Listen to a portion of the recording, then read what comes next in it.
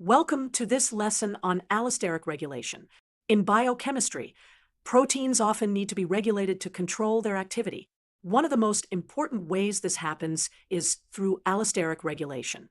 In this video, we'll explore what allosteric regulation is and how it works.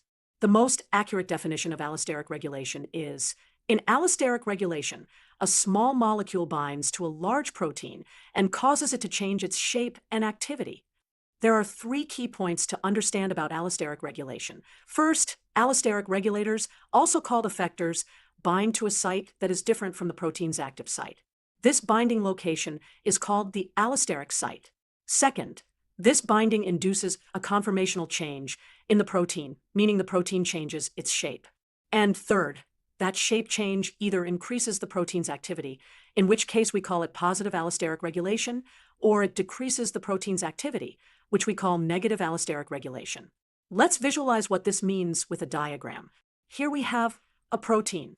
This could be an enzyme, receptor, or any other functional protein in your body. This region here is the active site. It's where the protein performs its main function, like catalyzing a reaction if it's an enzyme. And this region over here is the allosteric site.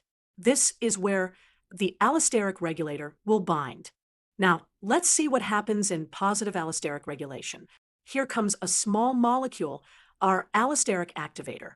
When it binds to the allosteric site, it causes the protein to change its shape. This new shape makes the active site more effective, enhancing the protein's activity. This is positive allosteric regulation, where the protein becomes more active after binding the allosteric molecule. Now, let's look at negative allosteric regulation. Let's reset our protein to its original state. Here comes a different small molecule, an allosteric inhibitor. When it binds to the allosteric site, it causes a different conformational change in the protein.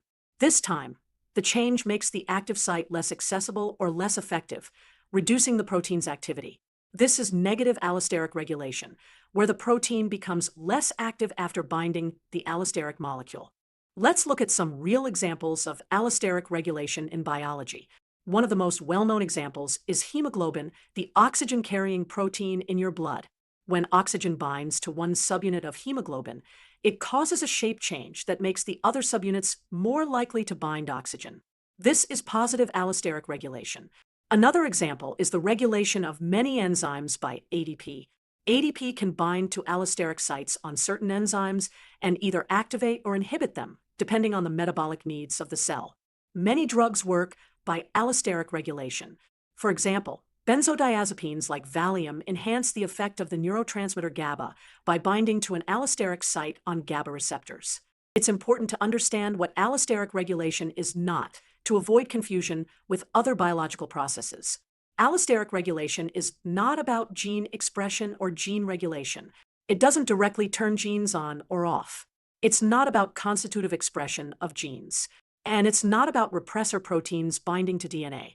Allosteric regulation happens at the protein level, affecting already made proteins, not at the DNA or gene expression level. Let's summarize what we've learned about allosteric regulation. Allosteric regulation involves a small molecule binding to a site on a protein that is different from the active site. This binding causes a conformational change in the protein. The shape change either increases the protein's activity, positive allosteric regulation, or decreases it, negative allosteric regulation. This mechanism is crucial for quickly regulating protein activity in response to changing conditions in the cell. Thank you for watching this explanation of allosteric regulation.